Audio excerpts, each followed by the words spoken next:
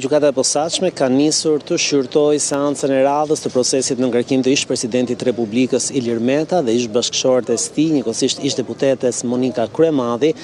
të dy të akuzuar nga SPAK për kryerjen e 3 veprave penale. Ndryshe nga seancat e derisotshme të këtij procesi, ku Ilir Meta është përfaqësuar nga avokati i tij Kujtim Cakrani pas divorcit të ndodhur mes të dyve në lidhje me përfaqësimin në sallën e gjyqit, ditën e sotme Ilir Meta ndonse është prezent në sallën e gjyqit, në bankën e avokatëve ka qenë i ulur avokati Bujar Musta si mbrojtës ligjor i tij, ndërkohë që e pranishme në sallën e gjyqit është edhe e pandehura Monika Kryemmadhi me avokatin e saj që ka pasur dhe në seancat e kaluara. Që në nisje të seancës, referuar faktit se kishte një mbrojtës të ri, gjykata i ka bërë me dije avokatit Musta sepse që i kishte në dispozicion të gjitha aktet e dosjes dhe se avokati mund të paraqitej ti merrte ato ose mund t'i dërgonin në paraburgim tek i pandehuri Meta, ish-presidenti Meta, dhe më pas avokati i ri në përfaqësimin si përfaqësues ligjor i ish-presidentit Republikës ka këmbgulur edhe një herë faktin se do duhet të mos përdorej në vazhdën e kundërshtive të paraqitura një seancë më herët nga ish-presidenti Ilir Meta sa i takon pretendimeve të ngritura nga SPAK në kërkesën për gjykim, ka pohuar ditën e sotme ka kërkuar gjykatës që të mos përdoret dëshmia e të ndjerit Dritan Prifti, po ashtu të mos përdoren si provë intervistat e Vojsava Ismailajt, bashkëshortes Kastriot Ismailajt, ish administratorit të Dias dhe po ashtu të Ervis Matës, dëshmi intervista të dhëna në media, por që janë prezantuar dhe administruar si provë nga ana e prokurorisë posaçme në këtë proces. Nga ana e tij, nga kafazi i xhantë i sallës së gjyqit, ish-presidenti i Republikës Ilir Meta i pohoi gjykatës posaçme se Vojsava Ismailaj e ka dhënë intervistën sipas tij pas një SMS-je që i ka dërguar ish-presidentit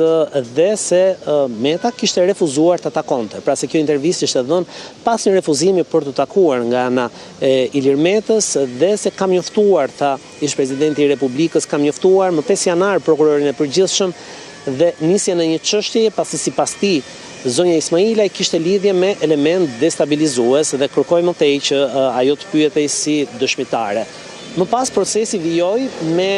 paraqitjen e kundërshtive të Monika Kryemmadhit ndaj gjetjeve të SPAK dhe ndaj provave të prezantuar nga SPAK në kërkesën për gjykim dhe gjithë barrën penale që SPAK i ngarkon mbi shpatulla zonjës Kryemmadhi, ku përmes avokatit të saj Redin Allanaj, Monika Kryemmadhi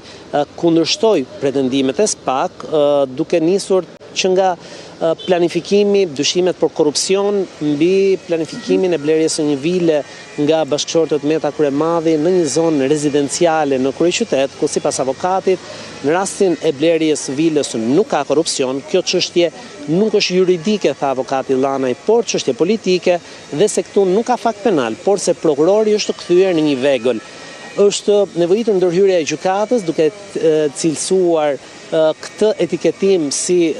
jo të rregullt sa i takon edhe solemnitetit seancës gjyqësore, por